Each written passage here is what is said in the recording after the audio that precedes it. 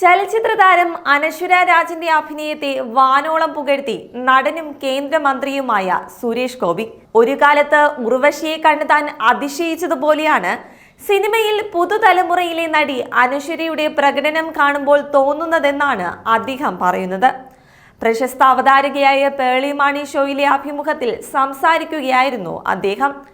സുരേഷ് ഗോപിയുമായുള്ള ചോദ്യോത്തര വേളയിൽ ഈ തലമുറയിലെ ഒരു നടിയോ നടനോ തിരഞ്ഞെടുക്കാൻ ആവശ്യപ്പെട്ടപ്പോൾ സുരേഷ് ഗോപി ഉടൻ തന്നെ അനശ്വര രാജനെന്ന് പറയുകയായിരുന്നു. ഒരു കാലത്ത് ഞാൻ ഉർവശിയെ കണ്ടു അതിശയിച്ചിരുന്നു. ഇപ്പോൾ അനശ്വരയുടെ അഭിനയം കാണുമ്പോൾ തനിക്ക് അത് തന്നെയാണ് തോന്നുന്നത്.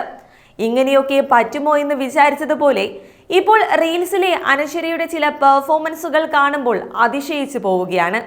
ഈ ജനറേഷനിൽ ഇങ്ങനെ റിയൽ എന്തു ചെയ്താലും നമുക്കൊക്കെ ഓക്കെ എന്ന് പറയുന്ന അവസ്ഥ. കണ്ണീർ തുടച്ചും മൂക്ക് പിഴിഞ്ഞും എന്തൊക്കെയോ ചെയ്യുന്നുണ്ട്. പക്ഷേ അതെല്ലാം കാണുമ്പോൾ തനിക്ക് ഓക്കെ ആണെന്ന് തോന്നുന്നുവെന്നാണ് സുരേഷ് ഗോപിയുടെ വാക്കുകൾ. അതേസമയം എസ് വിപിൻ തിരക്കഥ എഴുതി സംവിധാനം ചെയ്ത വ്യസന സമേതം ബന്ധുമിത്രാദികൾ എന്ന സിനിമയാണ് അനശ്വരയുടെ ഏറ്റവും അവസാനമായി പുറത്തിറങ്ങിയ ചിത്രം.